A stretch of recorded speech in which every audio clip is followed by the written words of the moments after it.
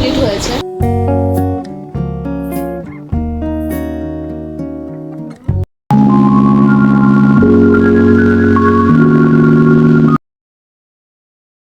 Hey everyone, welcome back to my life and আজকে নতুন একটা দিনে নতুন একটা ভিডিও নিয়ে চলে এসেছি।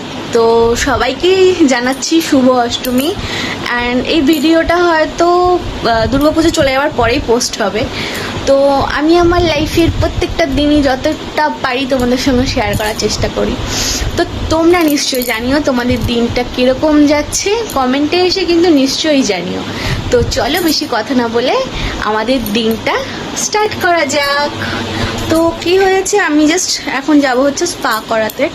আমাদের হাতে এখনো 24 ঘন্টাও নেই, কিন্তু চুলটা একটু স্পা না করালে হতো না। আমার হাতেও টাইম ছিল না সেরকমভাবে কিছুটাই।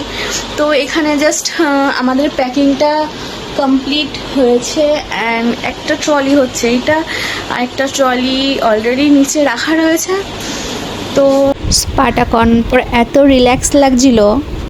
আমি এসে গেছি অ্যান্ড হাতে যেহেতু একদিন আছে, খুব একটা বেশি সময় নেই, তার মধ্যে অনেক কিছু নিতে হবে।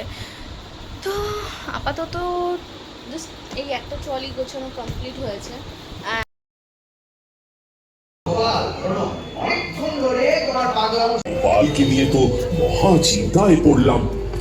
পরের দিন বেরোবো, কিন্তু ওই দিন যেহেতু অষ্টমী ছিল ভাবলাম একটু ঠাকুর দেখে আসি। ঠাকুর দেখা মানে আমরা ভেবেছিলাম একটু ডিনারে যাব। তো ডিনার করতে গিয়ে যে একটা প্যান্ডেল পেয়েছিলাম সেটাই ভাবলাম একটুখানি ঠাকুরটা দেখে একটু করি যে। আর এখানে গোপাল ভাঁড়ের থিম করেছিল, প্রত্যেকটা ক্যারেক্টার তো বাচ্চাদের ফেভারিট অ্যান্ড 90s কিডদের সবারই মনে গাথা একদম। তো এখানে মায়ের মুখটা খুবই সুন্দর করেছিল। দেন এখানে রাজা কৃষ্ণচন্দ্র তার মন্ত্রী একটা অসাধারণ করেছিল। তো তারপর আমরা সোজা চলে গেলাম হাটারি রেস্টুরেন্টে, বিরিয়ানি মটন চাপ অর্ডার করে। দেন আমাদের খাবারটা চলেও আসে তাড়াতাড়ি। একটুখানি চাপ ছিল যে তাড়াতাড়ি ডিনারটা করে বাড়িতে গিয়ে রেস্ট নেব, কারণ পরের দিন সকাল হতে না হতেই বেরোনোর একটা চাপ থাকবে। তো অলরেডি আমি রেডি হয়ে গেছি, বিক্রম এখনও রেডি হয়নি। গাড়ি ফোন করলো, বললো চলে এসেছে অলমোস্ট। তো চলো বেরিয়েই ভিডিওটা কন্টিনিউ করছি। ব্যাগটা বেশি ব্যাগ নিয়ে নিই, তো এই একটা পিঠের ব্যাগ ছিল আর একটা ট্রলি ছিল, বিকজ বেশি নিলে ঝামেলাটা বাড়বে বই কমবে না। দেন আমাদের অনেক একটা স্বপ্ন নিয়ে আমাদের জার্নি স্টার্ট হয়। থেকে আরেকটা দাদা আর বৌদি উঠবে, তো আমরা এখানে তার জন্যই ওয়েট করছি। অ্যান্ড আমার বর বাইরে বেরিয়ে গেছে, তো ওরা আসুক দিন আমাদের জার্নিটা স্টার্ট হবে। রেড বুল আর সঙ্গে প্রচণ্ড এক্সাইটমেন্ট নিয়ে জার্নি তো স্টার্ট হয়ে যায়। অ্যান্ড দেখতে দেখতে আমরা চলে আসি হচ্ছে সোজা কলকাতা স্টেশনে। তো অলরেডি আমরা কলকাতা স্টেশনে নেমে গেছি। দেন এখন যাবো, তো গিয়ে যাই, গিয়ে দেবো তোমাদের সব কিছু। নবমীর দিন আর পুজোর সময় ভিড় হবে না এটা হতে পারে, তাও কলকাতার মতো শহরে।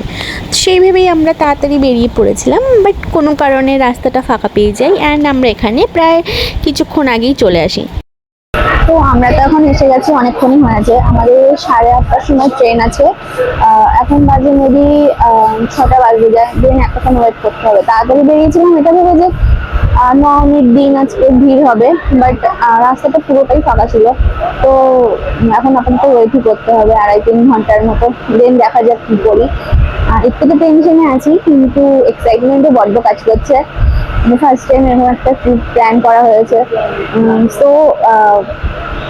সবাই একসঙ্গে আড্ডা দিতে দিতে কোথা থেকে যে 3 ঘন্টা কেটে গেল অ্যান্ড আমাদের ট্রেন চলে আসে অ্যান্ড ট্রেন ছেড়েও দেয়। প্রচণ্ড এক্সাইটমেন্ট কাজ করছিল। তো দেখতে দেখতে তো রাত চলে এলো অ্যান্ড এখানে আমরা ভাবলাম ডিনারটা কমপ্লিট করে নিই। মাঝে একটা জায়গায় দাঁড়িয়েছি, পুরো বাইরেটা অন্ধকার অ্যান্ড সাডেনলি পুলিশগুলো এখানটায় পুরো জড়ো হয়ে গিয়ে দরজার সামনে দাঁড়িয়ে এদিক ওদিক টর্চের আলো মারছে, টর্চের লাইট মারছে। ভিতরটা কেমন একটা হালকা ভালো ভালো কাজ করো, কারণ আমরা একটা ট্রেনের বই দেখেছিলাম, জানি না তোমরা দেখেছো না, কেউ জেনে থাকো কমেন্টে নিশ্চয়ই, জানি না আমি কোন বইটার কথা বলছি। প্রচণ্ড ভয় লাগছিল, আমরা ভিতরে একটা ধুকধুক হচ্ছিল। তো যাই হোক